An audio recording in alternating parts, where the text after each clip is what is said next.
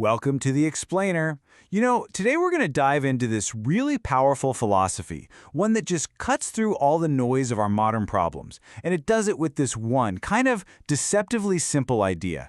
It all kicks off with this single, really cryptic phrase. So get this, a blind person rides a blind horse.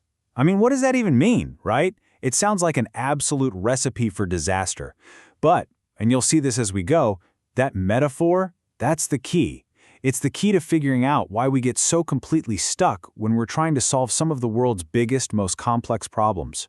All right, so let's jump in right where this whole philosophy kicks off, with a student's question. And honestly, it's a feeling I think we can all relate to, right? That feeling of just being completely crushed by the sheer weight and, the complexity of modern life.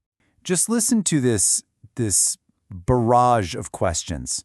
I mean, it is a perfect snapshot of modern anxiety, isn't it? A never-ending list of problems. You've got global crises on one hand, personal choices on the other, and every single one seems to demand an answer, a solution, your stance. It's just completely overwhelming. But here's where it gets really interesting. Instead of trying to tackle any of these issues one by one, the master does something fascinating. He just dismisses them, all of them. He basically says the student is fundamentally missing the point. The issue isn't how many problems there are, it's the entire way we're looking at them. And this is where he just completely flips the script. He argues that we spend all our time and energy trying to fix thousands of tangled branches on a tree, right?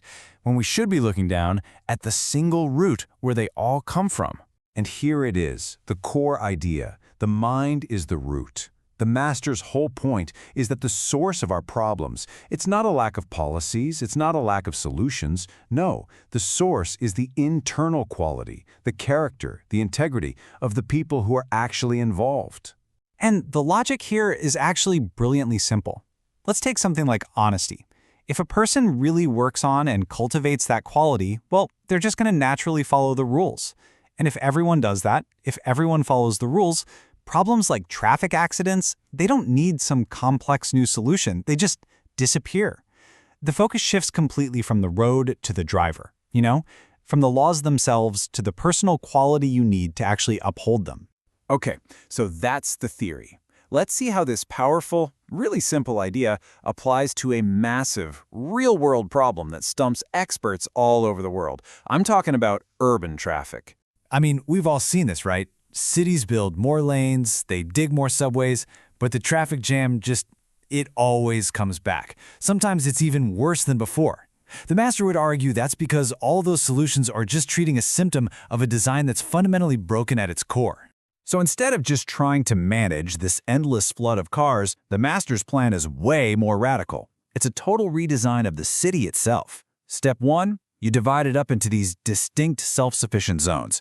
Step 2, you make sure each zone has everything it needs, shops, offices, homes. And the result? You completely eliminate the core reason millions of people have to get in their cars and travel to one central spot every single day. So the crucial point here is this fundamental shift in thinking. It's about stopping the frantic effort to manage chaos and instead designing a system where that chaos just doesn't happen in the first place. See? It's a root-level solution, not just another patch on a broken branch. All right, let's bring this down to a more personal level and see how this same idea builds out.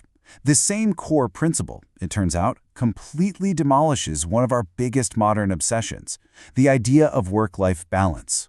So, from the master's point of view, the whole concept of balance is a trap. Think about it.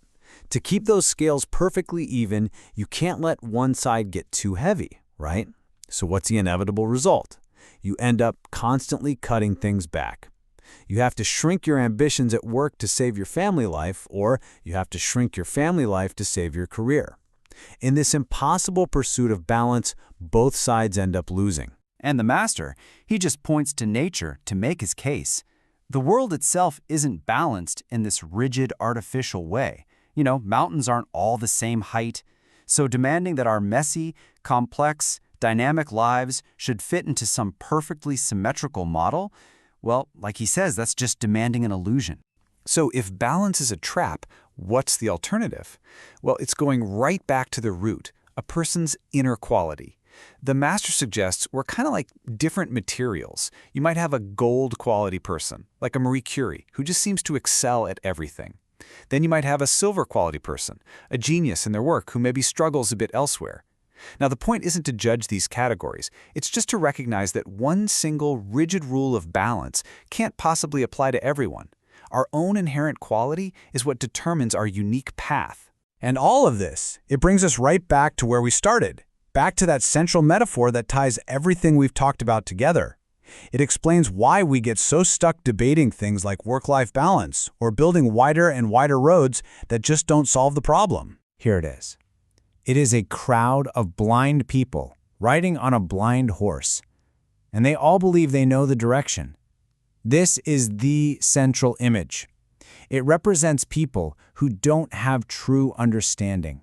They don't have clarity, but they are confidently proposing solutions to problems they can't actually see.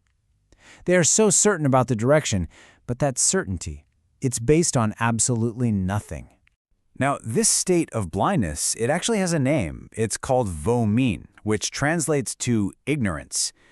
And this is key, it's not a passive I don't know kind of ignorance. No, it's an active state. It's confidently charging forward, making new policies, giving advice, all while being fundamentally unable to see the true nature of the problem you're trying to solve. And so, the master's ultimate point becomes crystal clear.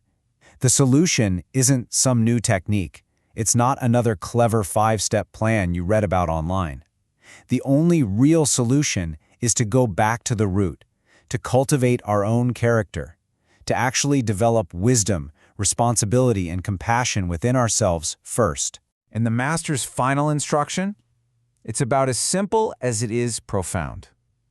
How do you avoid being the blind person on the blind horse? Open your eyes. That's it. The answer isn't finding a better horse or getting a more detailed map. It's about stopping. Stop operating from a place of confusion and actually seek genuine understanding before we rush to act. So, I'm going to leave you with this question to chew on. When we face our own challenges, in our jobs or relationships, just our lives, are we really seeing the root of the problem clearly? Or are we just another blind rider on a blind horse, absolutely convinced we know the way forward?